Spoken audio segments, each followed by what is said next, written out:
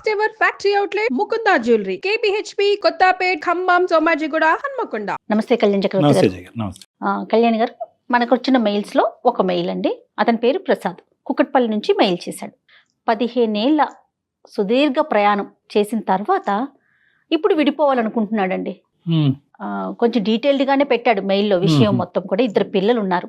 ఎలా ఉందంటే నాకు ఆ మెయిల్ చదివినంతసేపు కూడా ఒకరి మీద ఒకరు కక్ష సాధింపు, అంటే లోపల మనసులో ఏదో అనేసుకొని ఏదో ఊహించేసుకొని ఇప్పుడు విడిపోదాం అనుకుంటున్నారు.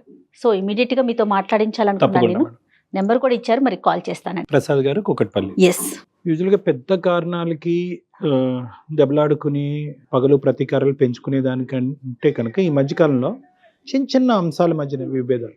అంటే మనకి వినటానికి ఇంత చిన్న రీజన్ కి ఎందుకు విడిపోతున్నారు అనిపిస్తుంది. హలో ప్రసాద్ గారండి? హలో, ఎవరండి? నేను జయానండి, అందమైన జీవితం ప్రోగ్రామ్ నుంచి కాల్ చేస్తున్నాను. మేడం నమస్తే మేడం. నమస్తే అండి, మీ మెయిల్ చూసాను, డాక్టర్ గారికి బ్రీఫ్ గా చెప్పాను. ఫ్రీగా ఉన్నారా, మీతో మాట్లాడొచ్చా? ఎస్ మేడం, ఫ్రీగానే ఉన్నాను మేడం. రైట్ ప్రసాద్ గారు, ఇదిగోండి డాక్టర్ గారు ఉన్నారు, ఒకసారి మాట్లాడండి. సార్ నమస్తే సార్. ప్రసాద్ గారు నమస్తే అండి, చెప్పండి సార్. ప్రసాద్ గారు, సార్ నేను కూకట్పల్లిలో ఉంటాను సార్ ప్రస్తుతం. అయితే నేను ఒక ప్రైవేట్ కంపెనీలో వర్క్ చేస్తుంటాను సార్. యాక్చువల్లీ ఒక ఫ్రస్ట్రేషన్ అండ్ ఒక బాధ అన్ని మధ్యలో నలిగిపోతున్నా సార్ ప్రస్తుతం. మా ఆవిడతో కొంచెం నాకు పడట్లేదు సార్. పడట్లేదంటే నాకు బాగా ఒక ఇంట్లో ఉంటున్నాం, ఒక ఇంట్లో గానీ ఏదో ఒక నా శత్రువుని ఇంట్లో పెట్టుకొని ఉంటున్నా అన్న ఒక దానిలో ఉంటున్నాను సార్ అసలు. ఎలా అంటే నాకు కొన్ని రోజుల కింద ఒక 3.5 months కింద యాక్సిడెంట్ అయింది సార్. యాక్సిడెంట్ అయింది. ఓకే. ఈ 3.5 months లో నేను యాక్సిడెంట్ అయ్యి మంచాన పడిన తర్వాత నా మీద ఎంత కసి ఉంది అని నాకు అర్థమైపోయింది సార్.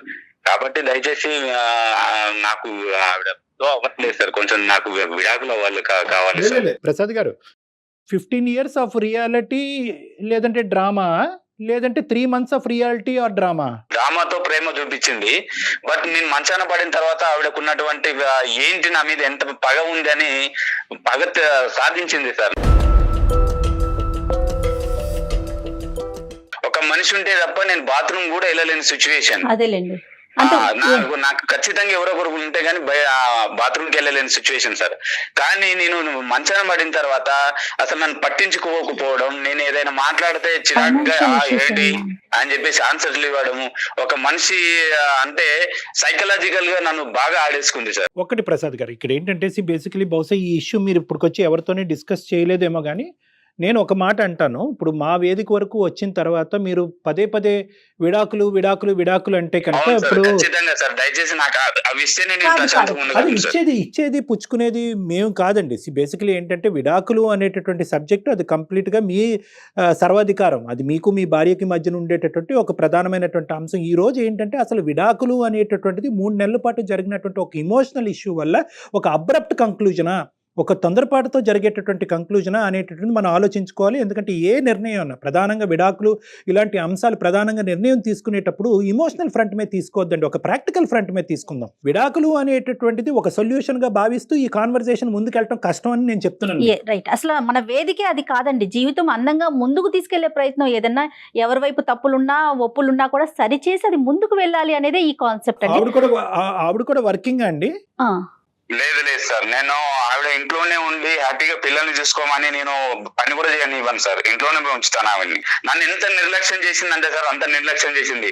అంటే ఒక భర్త మంచం మీద పడినప్పుడు చేయాల్సినటువంటి ఒక కనీస బాధ్యతలు కూడా ఒక 100% కి మినిమం ఒక 70% కూడా చేసిందంటే నమ్మసౌక్యం లేదు సార్. అంటే అది ప్రసాద్ గారు, అది ఇంటెన్షనల్ గా మనం ఏంటంటే ఇప్పుడు ఒకటి మాట్లాడుకోవాలి. 2 questions అండి నా పాయింట్ ఆఫ్ వ్యూలో. ఈ 15 years పాటు ఈ మొత్తం ప్రయాణంలో ఎక్కడా కూడా మీ ఇద్దరి మధ్యన భేదాభిప్రాయాలు లేదా ఏమండి మీరు ఇలా నన్ను ఇబ్బంది పెడుతున్నారు, నాకు బాధగా ఉంది, ఇది కరెక్ట్ కాదండి అనేటటువంటి అంశం మీ ఇద్దరి మధ్యన ఎప్పుడు డిస్కషన్ రాలేదా? నెంబర్ 1 అని చెప్పి ఆవిడ. నెంబర్ 1. నెంబర్ 2 ఏంటంటే కనుక ఇప్పుడు ఆవిడ చేతకాక ఈ 3 నెలల పాటు బహుశా ఏంటంటే ఆవిడ ఏం నర్స్ కాదు, లేదంటే ఒక డాక్టర్ కాదు, ఇంతకు ముందు ఇలాంటి ఆవిడతనంతో మంచాన పడినటువంటి వాళ్ళు ఇష్యూని డీల్ చేసేటటువంటి కెపాసిటీ ఆవిడకి లేకపోయి ఉండొచ్చు. ఇక్కడ ఇంటెన్షనాలిటీ ఉందా? అంటే ఏంటంటే కావాలని మీరు మంచాన పడ్డారు కాబట్టి మీకు ఏదో ఒకటి రుచి చూపెట్టాలి కాబట్టి మీ మీద పగ తీర్చుకోవాలి కాబట్టి కక్ష సాధింపు చర్యగా చేసేటటువంటి అంశం కింద మీరు సో ఆవిడ పాయింట్ ఆఫ్ వ్యూ అనేటటువంటిది ఏంటి మీరు ఊహించుకుంటుంది ఏంటి సార్ నేను మంచాన పడిన తర్వాత ఇప్పుడు ఇన్ టైంలో నాకు ఫుడ్ కానీ లేదంటే ఒక టాబ్లెట్స్ కానీ అప్పుడు నేను మంచం మీద పడితే బ్యూటీ పార్లర్కి వెళ్తాం సార్.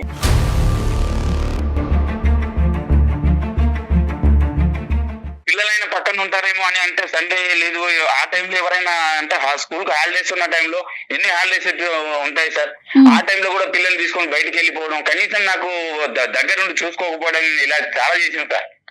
అంటే బాగా కక్ష సాధింపు లాంటిది చాలా చర్యలు చేసింది సార్ నా పైన. ప్రసాద్ గారు ఇప్పుడు మీకు జరిగినటువంటి ఈ అంశాన్ని మొత్తం 3 నెలల్లో కన్సిస్టెంట్ గా ప్రతిరోజు ఆవిడ యొక్క ప్రవర్తన ఇలాగే ఉందా లేదంటే మధ్య మధ్యలో ఉండేదా? ఆవిడకి నాకు చేతన అవ్వట్లేదు నా వల్ల అవ్వట్లేదు అనేటటువంటి ఎక్స్ప్రెషన్ ఆవిడ ఎప్పుడైనా చెప్పిందా లేదా? ఏంటి ఏంటి అని చెప్పేసి అనడం, లేదంటే ఒక టైప్ ఆఫ్ లుకింగ్స్ ఇవ్వడం ఇలా చేసేది సార్. అంటే చెప్పుకోలేను సార్, అంటే అంత దుర్భరమైన సిచ్యువేషన్ ఎదురు చూస్తాను సార్. అంటే ఇప్పటికి నేను అనుభవిస్తున్న సిచ్యువేషన్ ఏంటంటే నాకు ఈ 3.5 months లో బాగా ఎదురైన ఘట్టాలన్నీ కూడా ఒక శత్రువుని నీ శత్రువు ఇంట్లోనే ఉందని దేవుడు నాకు ఇలా చేయడం కూడా మంచిదే జరిగిందేమో, ఇన్ని రోజుల నాటకానికి ఒక తెర లేపాడేమో అని నేను ఫీల్ అవుతున్నాను సార్.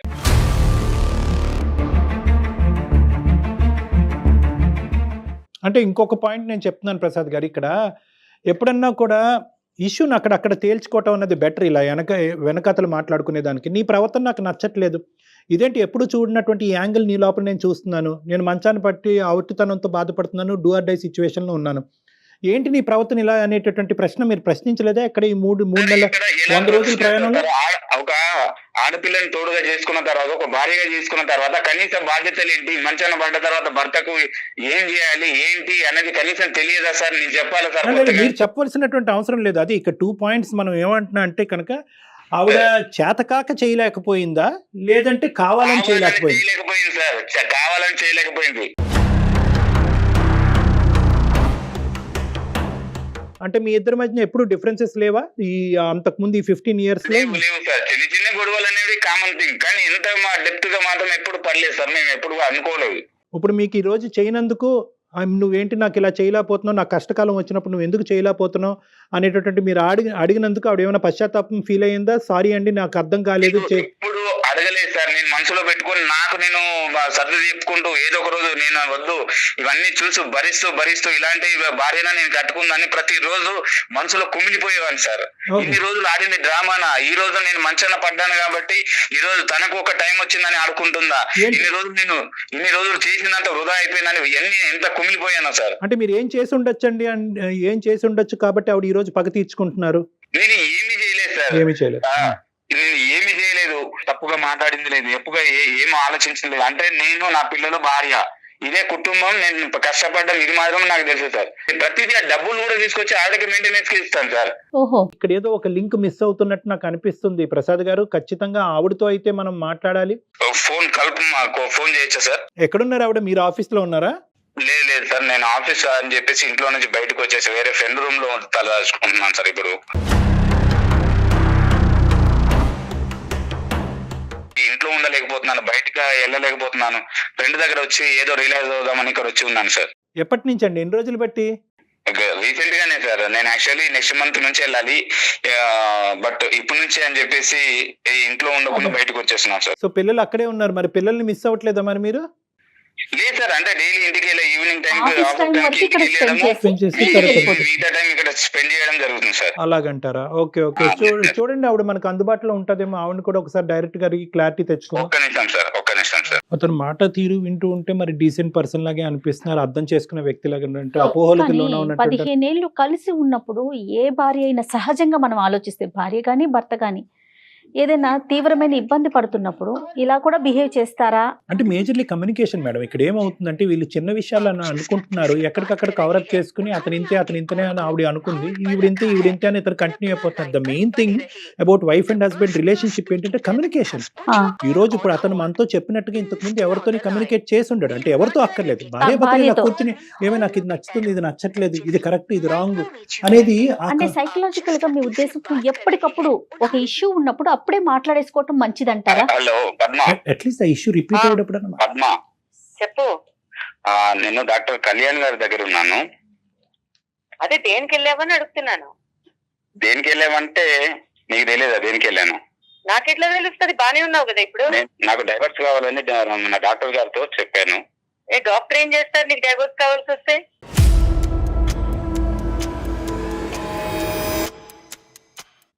డాక్టర్ గారితో మాట్లాడాను ఒకసారి. ఏ డాక్టర్తో మాట్లాడావు? బాగుంది. ఇప్పుడు డాక్టర్ దగ్గరికి వెళ్ళాను. పద్మ, అలా కాదు పద్మ గారు. ఒక్క నిమిషం అమ్మా. పద్మ పద్మ గారు గారు నమస్తే అమ్మా. నమస్తే అండి. నమస్తే అమ్మా, నా పేరు డాక్టర్ కళ్యాణ్ చక్రవర్తి. నేను మానసిక వైద్య నిపుణుడి, రిలేషన్షిప్ కౌన్సిలర్ని. నాతో పాటు జయ గారు ఉన్నారు. మేము సుమన్ టీవీ వేదిక అందమైన జీవితం అనేటటువంటి ఒక ప్రోగ్రాం నుంచి మాట్లాడుతున్నాం. మిమ్మల్ని ఇబ్బంది పెట్టి మిమ్మల్ని కష్టపెట్టేటటువంటి ఉద్దేశం కాదు. మీ ఇద్దరి మధ్యన ఏమైనా తెలిసి తెలియనటువంటి అపోహలు, భేదాభిప్రాయాలు ఏమన్నా ఉంటే కనుక ప్రొఫెషనల్ మీడియేషన్ ద్వారా అది రెక్టిఫై చేయటం గురించే మా యొక్క ప్లాట్ఫామ్. మీకు ఇది మీకు ఇది మా ఇద్దరికి సంబంధించింది. ఆయన తీసుకెళ్లి రోడ్డును పడేసి. అమ్మా ఒక్క నిమిషం అమ్మ, నేను కామ్గా మాట్లాడుతున్నాను. దయచేసి మీరు కూడా అర్థం చేసుకుని కామ్గా మాట్లాడండి. నేనేంటంటే మిమ్మల్ని ఇబ్బంది పెట్టేటటువంటి ఉద్దేశం కాదు. అతను మాకు రీచ్ అయ్యారు. ఏ పాయింట్తో రీచ్ అయ్యారంటే, సార్ నేను ఇలా మానసికంగా ఇబ్బంది పడుతున్నాను. 15 years పాటు మా ప్రయాణంలో ఎటువంటి ఇబ్బంది రాలేదు. ఎప్పుడైతే కనుక నేను దురదృష్టం కొద్దీ నేను సిక్ అవటం వల్ల, లేదంటే నాకు యాక్సిడెంట్ అవటం వల్ల నేను మంచం మీద ఉన్నప్పుడు మా భార్య యొక్క ప్రవర్తన నాకు నచ్చలేదు. నేను షాక్కు గురయ్యాను. కాబట్టి ఇన్ని రోజులు మా భార్య నాతో పాటు చేసినటువంటిది ఒక నిజమైనటువంటి ప్రేమతో కూడినటువంటి అంశం కాదేమో. ఇప్పుడు ఆవిడ అది మీకు చెప్పుకున్నాడా వచ్చి? అంటే అలా చెప్పుకున్నాడు. మేమేం కంక్లూడ్ అవ్వలేదమ్మా. మీరు ఆయన బ్యాడనో, వర్షన్ చెప్పారమ్మా. మీరు బ్యాడనో, మీరు కరెక్ట్ కాదనో, మీ ప్రయాణం తప్పనో మేమైతే కంక్లూడ్ అవ్వలేదు. అతను బాధ అలా వెలగక్కాడు అనేటటువంటిది నేను మీ వరకు తీసుకొస్తున్నాను. ఏకంగా 2 పిల్లలు కన్నా తర్వాత మీరు డివోర్స్ అనేటటువంటి పదం వాడటం కూడా కరెక్ట్ కాదు. మాకు ఒక్కసారి పద్మ గారితో మాట్లాడటానికి అవకాశం ఇవ్వండి అని చెప్పి మేము అతని మీద ఒత్తిడి తీసుకొస్తే మీకు కలపడం జరిగింది. నాకు చెప్పాలి కదండి. చెప్పకుండా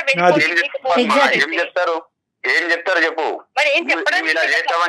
నువ్వు ఇలా చేస్తావని చెప్పుకొని బాధపడాలా, లేదంటే నువ్వు అర్థం చేసుకోవాలని నీతో ఏడవాలా? ఏం చెప్పాలి చెప్పు. ప్రసాద్ గారు, ఇప్పుడు అలా కాదండి. ఆ ఆర్గ్యుమెంట్ కాదు ప్రసాద్ గారు. ఇక్కడ ఏంటంటే ఆవిడ స్థానంలోంచి ఆవిడ మాట్లాడేటటువంటి మాట కరెక్ట్. ఇప్పుడు ఎందుకంటే మీరు సడన్ గా ఇప్పుడు డివోర్స్ అనేటటువంటి అంశం, మీరు మనస్తాపం చెందారు కాబట్టి డివోర్స్ అనేటటువంటి అంశం తీసుకురావటం అన్నది మీ వరకు మీ ఆలోచన శైలికి సబబే, కాదనట్లేదు.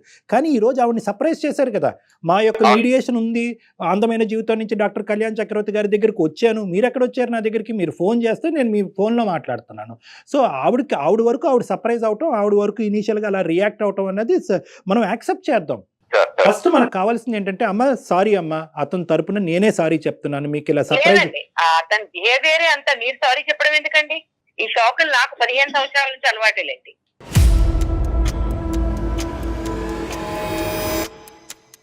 నువ్వు ఇచ్చిన శాఖ ముందు నేను ఇది శాఖ పద్మ. నేను మంచాన పడ్డ తర్వాత నువ్వు ఇచ్చిన శాఖల కంటే నేను ఎక్కువ కాదు పద్మ. ఆవిడ యొక్క రియాక్షన్ ఏంటో మనం ఒకసారి విందాం. Okay sir. ఇప్పుడు 3 నెలలు మంచం మీద పడున్నప్పుడు ఖాళీగా ఏం చేయాలో తెలియక గొయ్యి తవ్వుకున్నాడు అంతే. ఇప్పుడు బేసిక్ గా అతనికి కావాల్సింది డివోర్స్. ఎందుకంటే ఇప్పుడు నడుస్తున్నాడు కదా.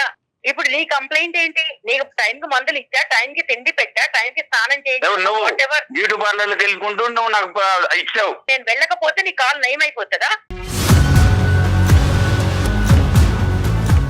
నాకు ఒక 2 things కావాలి. ఒకటి ఏంటంటే, ఈ 3 నెలల పాటు అతనికి కావాల్సినటువంటి సదుపాయాలు, అతనికి కావాల్సినటువంటి అవసరాల్లో మీరు కావాలనే, అతని అభిప్రాయం కావాలనే మీరు నిర్లక్ష్యం వహించారు, అతను ఇబ్బంది పెట్టాలనేటటువంటి ఉద్దేశంతోనే మీరు ముందుకెళ్ళారు. అవునండి. అవునమ్మా, కావాలని కొన్ని చేశా. కరెక్ట్.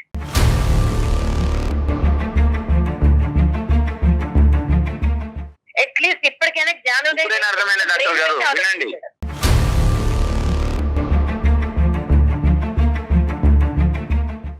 ఎప్పుడు బ్రెయిన్ యూజ్ చేసావు కదా. ఈసారి కొంచెం నీకు 3 నెలలు ఖాళీగా ఉండేసరికి మనసు అనేది ఒకసారి బయటకు వచ్చిందేమో ఆలోచించడానికి. 15 ఏళ్ళుగా నువ్వు పెట్టిన దాని ముందు 3 నెలల్లో నేను చూపించింది నథింగ్.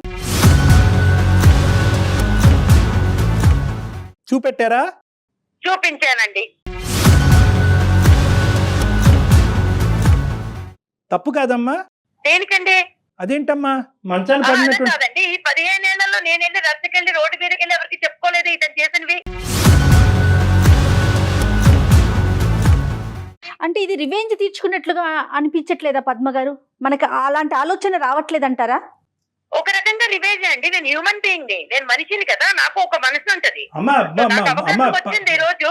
15 సంవత్సరాలు బహుశా మేము ఏమంటే ప్రీమెచ్యూర్ గా మాట్లాడుతున్నానేమో, నా అనుభవంతో నేను ఏమైనా కొద్దిగా తెలియకుండా ఏమైనా మాట్లాడుతున్నానేమో, నన్ను క్షమించండి. కానీ నేను అనేది ఏంటంటే 15 సంవత్సరాల పాటు ఏ స్థాయి క్షోభను అనుభవించిన తర్వాత మంచం మీద పడి 2 కాళ్ళు ఎరగొట్టుకుని పనిచేసేటటువంటి ఒక మనిషి మంచం మీద ఉన్నప్పుడు ఎటువంటి వ్యక్తిత్వం ఉండేటటువంటి వాళ్ళు కక్ష సాధింపు చేస్తారు, ఎటువంటి మనస్తత్వం ఉండేటటువంటి అంటే మీరు ఒక్క నిమిషం మిమ్మల్ని ఇంటరప్ట్ చేస్తున్నది కాదు, వ్యక్తిత్వాల గురించి మాట్లాడితే వ్యక్తిత్వం లేని మనిషితో నేను 15 సంవత్సరాలు ఉన్నాను.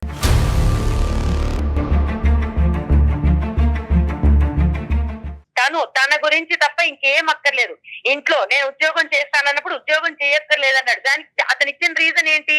లేదు నువ్వు ఇంట్లో ఉండాలి చక్కగా, అలా ఉంటే నువ్వు హ్యాపీగా ఉంటావు. బట్ నాకు కూడా కొన్ని ఉంటాయి కదా, నేను చదువుకున్నాను, ఏదో ఉద్యోగం చేద్దాం అనుకున్నాను, ఇంటికి ఫైనాన్షియల్ గా కొంత సపోర్ట్ వస్తుంది అనుకున్నాను. ఓకే, ఫస్ట్ లో అయితే పెళ్ళైన కొత్తలో నేను నమ్మా ఈ డ్రామా మాటలన్నీ, అవునేమో నిజమేమో నెత్తిన పెట్టుకుని చూసేసుకుంటాడు అని. తర్వాత ఓకే పిల్లల తర్వాత అదే లోకం, వంట చేయడము, సాయంత్రం వచ్చేసరికి లేకపోతే సండే మండే లేదా వీకెండ్స్ ఫెస్టివల్స్ వస్తే ఆయన గారు ఫ్రెండ్స్ ఇళ్ళకి వెళ్ళో లేకపోతే ఫ్రెండ్స్ తీసుకుని వచ్చి సడన్ షాపులు ఎట్లా ఉంటాయంటే ఇప్పుడు ఒక 5గురు వస్తారు భోజనాలకి, ఇంట్లో ఏమి ఉన్నాయి లేవు, వండగలదా లేదా, బతికిందా చచ్చిందా చస్తుందా ఇవేం చూసుకోకర్లేదు.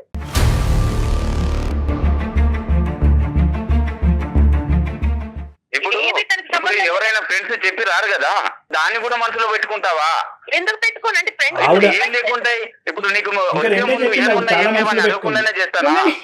ప్రసాద్ గారు ఒక నిమిషం ఉండండి, మీరు కామ్ డౌన్ ప్లీజ్. నాకు చిన్నప్పటి నుంచి ఫైనాన్షియల్ గా ఇండిపెండెంట్ గా అవ్వాలి, నాకంటూ ప్రతి నెల 100 రూపాయలు ఇస్తావా 1000 రూపాయలు ఇస్తావా ఇది కొనుక్కుంటారు. ఏది కొనాలన్నా కూడా ఐ అండర్స్టాండ్, ఓకే మధ్య తరగతి బతుకులు ఇలానే ఉంటాయి, ఎలా ఉన్నా కూడా ఏది కొనుక్కోవాలన్నా ఈ నెల బడ్జెట్ లేదు, వచ్చే నెల ఇంకో ఖర్చు వస్తుంది, తర్వాత నెల అమ్మ వాళ్ళకి పంపించాలి, తర్వాత నెల ఇంకేదో చెయ్యాలి, ఎప్పుడూ ఖర్చులే. మరి అలాంటప్పుడు నేను ఉద్యోగం చేస్తే నేను సపోర్ట్ చేస్తాననే కదా చెప్పింది.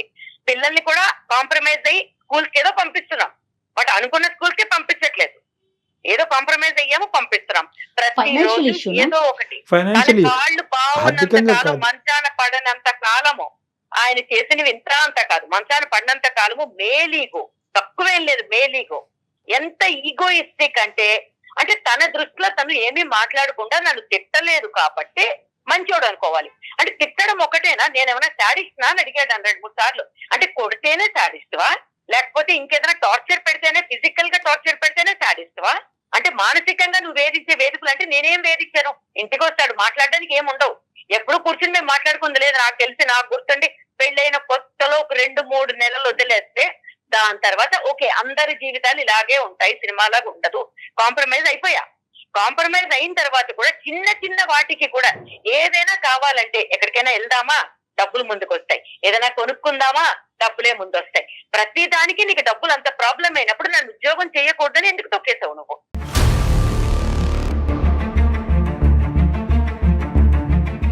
భార్య ఇంట్లో ఉండి చూసుకోవాలని అనుకోవడం తప్ప, లేదంటే అంటే నేను సంపాదించిన దానిలో అడ్జస్ట్ అయ్యి ఉండడం అనుకోవడం తప్ప, లేకపోతే అవ్వనని చెప్పాను కదా, నేను అవ్వలేదు. ఎందుకు అవ్వవు నువ్వు? ఎందుకు అవ్వవు చెప్పు.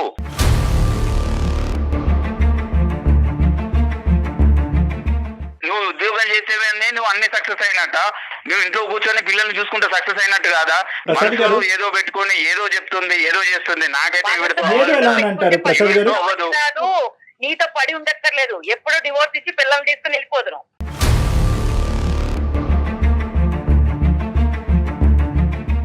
మీరు ఇంత కోపం ఇంత ఇది మన మనసులో పెట్టుకున్నారు కదా, ఎప్పుడైనా ఇదే వర్షన్లో ఆయనతో చెప్పారా? ప్రసాద్ తో మాట్లాడారా మీరు? మాట్లాడుకుంటే మేము కొట్లాట్లోకి దిగుతాం.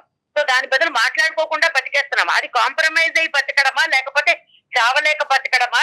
దాన్ని ఏం పేరు పెట్టుకుంటారు పెట్టుకోండి.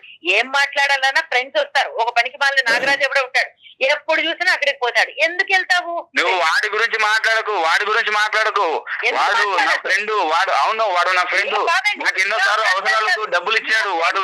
అవును, అవసరమైన ప్రతిసారి వాడు ఎన్నోసార్లు డబ్బులు ఇచ్చి ఆదుకున్నాడు. వాళ్ళ గురించి నువ్వు ఎలా మాట్లాడతావు? నా ఫ్రెండ్స్ గురించి మాట్లాడాల్సిన అర్హత ఏంది నీకు? నువ్వు తాళి కట్టావు కదా, తాళి కట్టినప్పుడు నా ఫ్రెండ్స్ కూడా నువ్వు డెఫినెట్లీగా స్వీకరించాలి. వాడు వీళ్ళని ఎలా మాట్లాడుతావు నువ్వు? స్వీకరించను, నిన్ను స్వీకరించా. నీతో పాటు మీ అమ్మ బాబుల్ని కూడా స్వీకరించుతా కొంతవరకు. కానీ నీ ఫ్రెండ్స్ ని ఆళ్ళ పిల్లల్ని అమ్మ బాబులని మాట్లాడకు.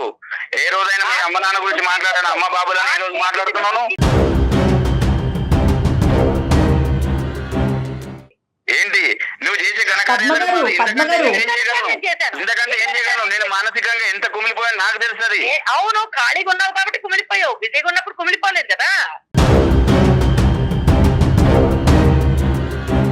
కాలు తిరిగి ఇంట్లో పడ్డాను కాబట్టి నీవేంది అర్థమైంది. దేవుడు అనేవాడు ప్రతి ఒక్కరికి ఒక అవకాశం ఇస్తాడు. చెప్పు పద్మ, చెప్పు. ఇదే ప్రోగ్రామ్ నాకు తెలుసుంటే నీకన్నా ముందు నేను చేసి అడిగేదాన్ని డివోర్స్. నేను డాక్టర్ దగ్గరికి వచ్చేదాన్ని కదా, లాయర్ దగ్గరికి వెళ్ళేదాన్ని.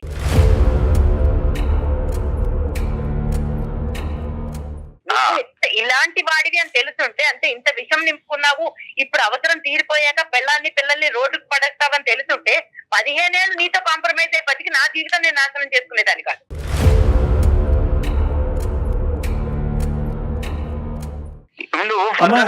ప్రాబ్లమ్స్ ఎలా ఉంటాయని నీకు తెలిసినప్పుడు నువ్వు నన్ను బాగా చూసుకుంటే ఈ రోజు ఈ సిచ్యువేషన్ రాదు కదా. ప్రాబ్లం ఏంటి వదిలేస్తే వదిలేపో.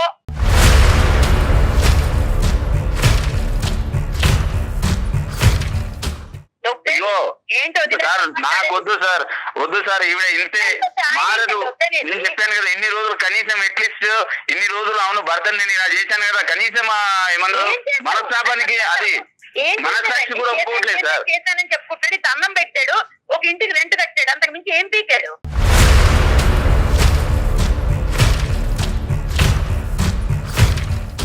మీ డెఫినేషన్ ఎలా ఉంది అంటే కనుక బహుశా అతని మనసు వరకు అతనికి అర్థం కాలేదు. మీ డెఫినేషన్ ఏం చెప్తున్నారు? నాకు ఫ్రీడమ్ ఉందా, నాకు స్వేచ్ఛ ఉందా, నీ ఫ్రెండ్స్ కి ఇచ్చేటటువంటి ఇంపార్టెన్స్ భారీగా నాకు ఇస్తున్నావా? అవును, నన్ను ఫైనాన్షియల్ గా స్టాండర్డ్ గా లేను, ఉన్న దాన్ని అడ్జస్ట్ అవ్వాలని చెప్తాను. అదే తప్ప అండి? ఇక్కడ ఒక ప్రధానమైనటువంటి ఇష్యూ ఏంటంటే ఇవన్నీ ఆవిడ మనసులో దాచిపెట్టుకుని ఒక అవకాశం దొరికిన తర్వాత 3 నెలల పాటు మీరు మంచం మీద పడినప్పుడు ఆవిడ కక్ష సాధింపు చర్యగా ఇది ఒక బంగారు అవకాశంగా తనకు వచ్చింది, మీకు బుద్ధి చెప్పడానికి ఇంతకు మించినటువంటి అవకాశం లేదు అనేటటువంటి విధంగా ఆవిడ ఆలోచన శైలి అంత క్రికెట్గా ఎలా మారిపోయింది అనేటటువంటిది ఇక్కడ ముఖ్యమైనటువంటి అంశం. ఎందుకంటే ఈ మనిషి నీకేమీ చేయలేదు, భయంకరంగా హింస పెట్టాడు, పగలనక రాత్రనక కొట్టాడు, తిట్టాడు, ఆర్థికంగా ఇబ్బంది పెట్టాడు, పిల్లల్ని చదివించడానికి డబ్బులు ఇవ్వలేదు, మిమ్మల్ని బయటకు వెళ్ళడానికి స్వేచ్ఛను ఇవ్వలేదు, ఇన్ని రకాలుగా హింస పెట్టినా కూడా ఒక మానవతా దృక్పథంతో ఒక మనిషి మంచం మీద పడినప్పుడు సేవ చేయవలసినటువంటి భార్యే కాదు, ఒక ఎవరైనా కూడా అతని పక్కన ఎవరున్నా కూడా సేవ చేస్తారు. కానీ దాన్నే ఒక ఎవరో వచ్చి చేస్తారని ఉద్దేశంతో నీకు ఇచ్చి పెళ్లి చేయలేదమ్మా. సేవ చేసుకుందికి రావచ్చు, మీ అక్క చెల్లెలు రావచ్చు, సేవకి ఎవరు రారు. మీరు చేసినటువంటి ప్రవర్తన సమర్థించుకోవద్దమ్మా, ఇంకా పరుగు పోతుంది. ఒక్క నిమిషం పద్మ గారు, పని మనిషి అని అట్లా అనుకుంటే ఎట్లా పద్మ గారు? పెళ్ళై 15 సంవత్సరాలు ఇద్దరు కలిసి ప్రయాణం చేశారు, ఎందుకు పెళ్లి చేసుకున్నానని అడుగుతున్నాడు. మరి ఇంతవరకు డాక్టర్ గారు చెప్పారు కదా, ఆయన ఇవ్వాల్సినవన్నీ ఇచ్చాడు, ఆయన ప్రకారం ఆయన చాలా సంతృప్తికరమైన లైఫ్ లీడ్ చేశాడు. అంటే పెళ్లి చేసుకుంటే పెళ్ళడానికి బట్టలు, ఒక ఇల్లు, అది బాధ్యత కదా అతండి. ఏంటంటే ఇది ఇస్తే సరిపోతుంది అనేటటువంటి వర్జన్ లో ప్రసాద్ గారు ఇప్పుడు వచ్చి అతను కనువిప్పు కలగలేదు. నేను చెప్పాను కదా, నేను సరిపోతాను ఎన్నిసార్లు చెప్పాను. నేను ఉద్యోగం చేస్తాను, మన ఫైనాన్షియల్ స్టేటస్ బాగా ఇష్టం లేదు పద్మ, నాకు ఇష్టం లేదు. మీరు ఒక పాయింట్ ఏంటంటే ఆవిడ 15 years పాటు ఒక ట్రామాకు గురైంది. ఓకే, ఇప్పటికైనా యాక్సెప్ట్ చేయండి. ఇప్పుడు ఆవిడ ఒక ట్రామాకు గురైంది. ఏంటి ఆ ట్రామా అంటే కనుక ఆర్థికంగా సరిపోయినటువంటి జీవితాలతో సంసారం నడుపుతున్నారు. ఇప్పుడు ఏంటంటే ఆవిడ పని చేసేటటువంటి కెపాసిటీ, సంపాదించేటటువంటి కెపాసిటీ ఉన్నా కూడా నువ్వు కాలు కిందన పెట్టడానికి అని చెప్పి మీరేదో త్యాగమూర్తిలాగా ఆవిడని బయటకు పంపించకుండా ఉన్న దాంతోనే సరిపెట్టుకుని అనేటటువంటి ఒక బందికానాలో ఆవిడని ఇది చేశారనేది ఆవిడ అభిప్రాయం. మీకు ఇష్టం లేకపోవటం ఏంటి? ఆర్థికంగా సుఖపట్టడం గురించి నేను బయటకు వెళ్ళి చేస్తాను అనుకున్నప్పుడు ఈ 15 సంవత్సరాల్లో ఒక్కసారైనా ఆవిడకి అవకాశం ఇచ్చి బయటకు పంపించచ్చుగా. ఈ రోజు నువ్వు ఇంట్లో ఉండి సుఖపడు, పిల్లల్ని చూసుకుంటే చాలు, నువ్వు దీనికి మించి ఏమీ చేయక్కర్లేదు అనేటటువంటి ఆ పాజిటివ్ యాంగిల్ ఎందుకు చూడలేకపోతున్నారు మీ ఆయనలో? దాని శాడిజం అంటారమ్మా, దాని శాడిజం. ఇప్పుడు నా శాడిజం అనిపిస్తుంది, నాకు చిన్న కోరిక. ఓకే, ఒక 2-3 ఏళ్ళు ట్రై చేయి, లేదా 6 నెలలు ట్రై చేయి. అది కరెక్టే, నువ్వు చెప్పేది కరెక్టే. అదే కదా ఇప్పుడు అతని మైండ్. అడగండి ఒకసారి, అసలు అతను ఎందుకు వద్దంటున్నారు ఉద్యోగానికి? ఇష్టం లేదంటున్నాడు. ఎందుకంటే రీజన్స్ ఏంటండి? రీజన్స్ ఏం లేవు మేడం. నేను నా కష్టార్జితంతో నా ఫ్యామిలీని పోషించాలి, ఇదే నేను ఆశించేది. ఇది మేల్ సాడిజం అంటుంది, ఇది మేల్ ఈగోయిజము, మేల్ సాడిజం అంటుంది. నా అభిప్రాయాన్ని ఎక్కడ గౌరవించదు. నేనేమంటానంటే ఈ రోజు చేయక ముందే నువ్వు ఇన్ని మాటలు మాట్లాడుతున్నావు, చేసి ఇంకోటి ఏంటి అని 15 ఏళ్ళ క్రితం తెలుసని గాలి 2022లో గాలి ఇరిగిపోయి నేను మంచాన్ని ఉంటాను, అప్పుడు ఇది ఇలా ఇట్లా ట్రీట్ చేస్తుంది నన్నని నీకు 15 ఏళ్ల క్రితమే కల వచ్చింది. నీకు కళ వచ్చింది, అప్పుడు వదిలేసేవానేమో.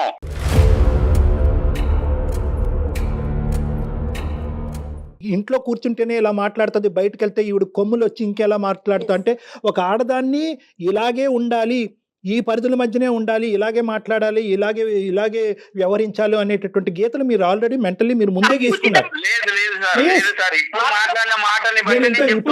నేను ఇప్పుడు వరకు ఏమనుకుంటున్నానంటే అరే అబ్బా ప్రసాద్ భార్యను సుఖపెట్టేస్తున్నాడు, ఇంట్లో కాళ్ళు నేల మీద మోపకుండా అబ్బాయి ఎంత పువ్వుల్లో పెట్టుకుని భార్యను చూసుకుంటున్నాడు అని నేను అనుకున్నాను. ఇప్పుడు అలా లేదు యాంగిల్. బయటకు వెళ్తే నీకు 2 కొమ్ములు వస్తాయి, నన్ను డామినేట్ చేస్తావు, లేదా నా వాల్యూ పోతుంది అన్నట్టు మాట్లాడుతున్నాను. నేను ఒకవేళ పంపించుంటే 100% ఇదే జరిగింది. 3 నెలలు ఆయన కాదనుకుని నాకు నచ్చిన టైంలో సినిమాకి వెళ్తా, నాకు నచ్చిన టైంలో ఫ్రెండ్ ఇంటికి వెళ్తా, నాకు నచ్చిన టైంలో ఫ్రెండ్స్. నేను ఒకే ఒక మాట చెప్తాను, దయచేసి శ్రద్ధగా వినండి. ఒకే ఒక మాట నేనేమంటున్నానంటే ఈ 15 ఇయర్స్ పాటు మీ యొక్క అధికారం ఇలా ఉంది, నా యొక్క ఆలోచన శైలి ఉంది, నాకంటూ స్వేచ్ఛ ఉంది, నాకు స్వేచ్ఛ కావాలి, నాకు విముక్తి కావాలి, లేదంటే నీ ప్రవర్తన మారకపోతే నేను చచ్చిపోతాను అనేటటువంటి అంశాలు మీరు ఇంకో విధంగా ఫైట్ చేసి ఉంటే చాలా బాగుండేదమ్మా. బయటికి వెళ్ళి బతకచ్చు, పిల్లలతో బతకచ్చు, ఉద్యోగం చేసుకోవచ్చు, నా అభిప్రాయం ఇది, నా ఆలోచన ఇది, నేను ఇలా ఉండగలను అని చెప్పి అతనికి ఇంకో విధంగా బుద్ధి చెప్పచ్చు. కానీ ఒక మనిషి మంచం మీద పడిన తర్వాత ఒక శాడిస్టిక్ మెంటాలిటీతో ఒక ఇన్హ్యూమన్గా అరే నీకు మంచి శాస్తే జరిగింది, ఇప్పుడు పెళ్ళం అంటే నీకేం తెలుస్తుంది అనేటటువంటి అభిప్రాయంతో మీ క్యారెక్టర్ని మీరు అసాసినేట్ చేసుకున్నారు చూడండి, అది నాకు బాధగా ఉంది. పొరపాటు పడుతున్నారండి. మనసులోనైనా మనిషిలోనైనా శాడిజం అనేది బయటపడేది శాడిస్టులతో బతికితేనే. నేను ఏదైతే మాట్లాడుతున్నాను ఇక్కడ దీనికి సంబంధించినటువంటి అవుట్లైన్ మీ ఇద్దరికి అర్థమైంది. కానీ ఈరోజు ఇద్దరు ఏంటంటే వెనక్కి తగ్గేటటువంటి ఆలోచన లేదు, గెలుపు బాటనే వెళ్ళాలి. ఈరోజు మనం ఇక్కడ కాంప్రమైజ్ అయిపోతే కనుక ఇంక జీవితాంతం కాంప్రమైజ్ అయిపోవాలనేటటువంటి ఉద్దేశంతో ఆవిడ వాదన ఆవిడ వినిపిస్తుంది, మీ వాదన మీరు వినిపిస్తున్నారు. ఇద్దరు కూడా మీ పిల్లల గురించి ఎవరు ఆలోచించట్లేదు. మీరిద్దరు కాదండి, నలుగురు ఆ విషయాన్ని మర్చిపోతున్నారు. ఇద్దరు కూడా మీ పిల్లల గురించి ఆలోచించట్లేదు. నలుగురు ముగ్గురు అవుతాం.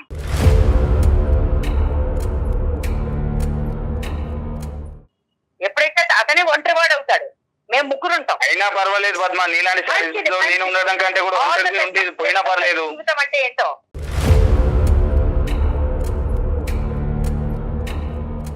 నాకు కూడా అమ్మయ్య దీంట్లోంచి అమ్మయ్య ఆ అమ్మయ్య జీవితాంతం ఉండదమ్మా. నలుగురు ముగ్గురు అవటం అనేది సులభమేమో కానీ ఆ ముగ్గురు ప్రయాణం చేయటం అనేది చాలా కష్టము. నలుగురులోంచి ఒక్కడే వెళ్ళిపోతాడు కదా, తనకే తెలిసి వస్తుంది.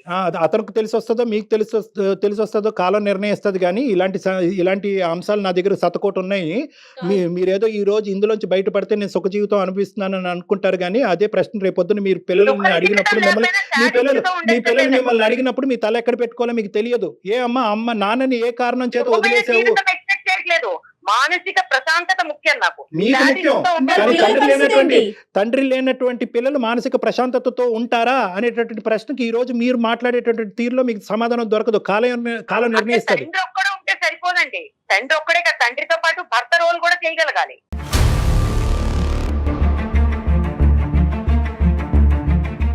దయచేసి ఇద్దరు కూడా విడాకులు అనేటటువంటి ఆస్పెక్ట్ పక్కన పెట్టండి. మీరిద్దరు కలిసి నా దగ్గరికి రండి ఒక్కసారి. ఎందుకంటే ఇది అంత చిన్న అంశం ఏం కాదు. దయచేసి నాకు మాత్రం ఇలాంటి ఏమంటారు ఒక చెర నుంచి బయటకు విడిపిస్తారని నాకు వద్దు సార్. ఈవిడ మాత్రం వద్దు, నాకు విడాకులే కావాలి. నేను బతికేదేంటండి, చెర అనుకునే మనిషితో అసలు బతకాలన్న ఆలోచనే దరిద్రంగా ఉంది.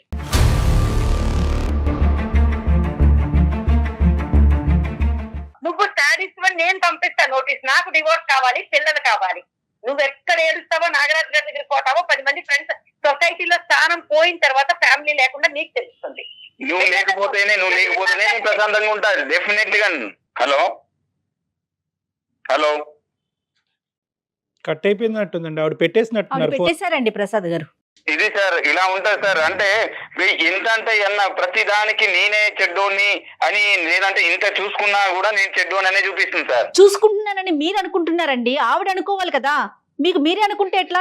ప్రసాద్ గారు ఒక్క పాయింట్ ఆవిడ వెళ్ళిపోయింది లేండి, కానీ పిక్చర్ లోంచి బహుశా ఏంటంటే విడివిడిగా మీ ఇద్దరితో సపరేట్ గా మాట్లాడుంటే ఇష్యూ ఇంకో విధంగా ఉండేది. ఆవిడ ఏదో మిస్ అయ్యింది ఈ మొత్తం ప్రయాణంలో అన్నది ఇప్పటికైనా మీకు కనువిప్పు కలగాలి. ఏదో మిస్ అయింది, మీరు అన్ని చేశారు, చేయలేదని అనట్లేదు, కానీ ఏదో మిస్ అయింది, ఒక ప్యాచ్ వర్క్ అనేది ఉంది. ఆ ప్యాచ్ వర్క్ రియలైజ్ అవ్వాల్సినటువంటి అవసరం ఈ కుటుంబాన్ని. దయచేసి మీరు డివోర్స్ అని అడగండి. మీరు అడుగుతున్నారు, ఆవిడ అడుగుతున్నారు, కానీ ఇది ఆ సందర్భం. ఈ డివోర్స్ అనేటటువంటి ఆస్పెక్ట్ అసలు మీ ఇద్దరి మధ్యన ఇష్యూయే కాదు నాకు అనిపిస్తుంది. ఇప్పుడు మీకు కావాల్సింది ఏంటంటే ఒకటే, నువ్వు ఉద్యోగం చేసుకుంటావా, గో హెడ్. నీ జీవితం నువ్వు బతకాలి అని అనుకుంటున్నావా, గో హెడ్. నీకు స్వేచ్ఛాయుతమైనటువంటి వాతావరణం కావాలా, గో హెడ్. నీకు నచ్చినటువంటి మనుషులు ఇంట్లోకి రాకూడదా, ఓకే. ఇవి కొన్ని స్టెప్స్, ఇవి బేసిక్ స్టెప్స్. ఈ స్టెప్స్ దిగటం వల్ల, ఈ ఫిక్సేషన్స్ మార్చుకోవటం వల్ల మన జీవితాలు ఏమి నాశనం అయిపోవండి. విడిగా ఉండి డివోర్స్ అయిపోయి పిల్లలు ఒక దిక్కు మీరు ఒక దిక్కు ఉంటే కనుక అప్పుడు జీవితం నాశనం అవుతుంది. అప్పుడు అసలు సిసలైనటువంటి కష్టాలు. పర్సనల్ గా కూడా ప్రసాద్ గారు ఒకసారి బయటికి వెళ్తే బయటకు ఉండే కష్ట నష్టాలు తనకు కూడా తెలుస్తాయి. ఉద్యోగం అనుకోగానే చేయటం అంత ఈజీ అంటారా? పోనీ చేసింది అనుకోండి, మీ కుటుంబానికే కదా ఆసరా అవుతుంది. అది బయటికి వెళ్ళి కష్టపడుతుంది, ఇబ్బంది పడుతుంది అనేటటువంటి అంశం కాదు ప్రసాద్ గారు. ఈ రోజు ఆ అమ్మాయి 15 సంవత్సరాలు బట్టి ఒక చిన్నపాటి కోరుకుంటుంది. చాలా ఇళ్లలో ఇది చాలా చిన్నపాటి కోరిక. అవునవును. ఎక్కడైనా మీరు స్వింగ్ అయ్యారా? ఎక్కడైనా మీరు ఒక్కసారైనా ఫ్లెక్సిబుల్ ఇచ్చారా? ఒక అవకాశం ఇద్దామని ఇచ్చారా? ఓకే, ఫైనల్గా నేను చెప్పేది ఒకటి ఏంటంటే, మీరు మాకు ఆవిడ నెంబర్ కూడా ఇవ్వండి, తర్వాత ఒకసారి ఆవిడ నెంబర్ ఇవ్వండి. నేను ప్రత్యక్షంగా ఆవిడకి ప్రత్యేకంగా ఆవిడకి ఫోన్ చేసి నా సెషన్స్కి రండి, నా కౌన్సిలింగ్కి రండి అని ఇన్వైట్ చేస్తాను. మీరు లీగల్ కౌన్సిలింగ్కి వెళ్ళవలసినటువంటి అవసరం లేదు, నా కౌన్సిలింగ్కి రండి. మనం ఒక సానుకూలమైనటువంటి వాతావరణంలో విడివిడిగా మీరు ఆవిడ నాతో మాట్లాడిదిరి కానీ, కలిపి కూడా మాట్లాడిదిరి కానీ, ఈ ఇష్యూని ఒక కొలిక్కి తీసుకొద్దాం. అప్పటి వరకు ఈ డివోర్స్ అనేటటువంటి ఆస్పెక్ట్ తీసి పక్కన పెట్టండి. తీసేయండి. పిల్లలు సర్వనాశనం అయిపోతారు చెప్తున్నా. మిమ్మల్ని నమ్ముకుని వచ్చిన ఒక ఆడ మనిషికి తినటానికి తిండి, కట్టుకోవటానికి చీర, బట్టలు, లేకపోతే 2 పిల్లలు, అది కాదండి. సంతోషంగా ఉండాలి. ఆ సంతోషం ఎక్కడ మిస్ అవుతుందో ఆ పాయింట్ని మాత్రం ఒక్కసారి చూడండి. ఈ 15 years పాటు ప్రసాద్ అనేటటువంటి వ్యక్తి ఈ జీవితంలో ఏం చేశాడు అనేది కాకుండా ఏం చేయలేకపోయాడు అనే అంశంలో మీరు చూడగలిగితే కనుక ఇష్యూ రిజాల్వ్ అయిపోతుంది. మీరు మాట్లాడతామన్నారు కదా సార్, తప్పకుండా నెంబర్ షేర్ చేయండి. మీ నెంబర్ కూడా నేను కాల్ చేస్తాను. మా మేనేజర్ మీకు ఇద్దరికి కాల్ చేసి ఒక పలానా టైంలో డాక్టర్ గారు ఫ్రీగా ఉన్నారు రండి అంటారు. మీ ఇద్దరు వచ్చి నాతో మాట్లాడండి. రైట్ ప్రసాద్ గారు. Thank you so much madam. Thank you Kalyan గారు. Thank you. నమస్తే.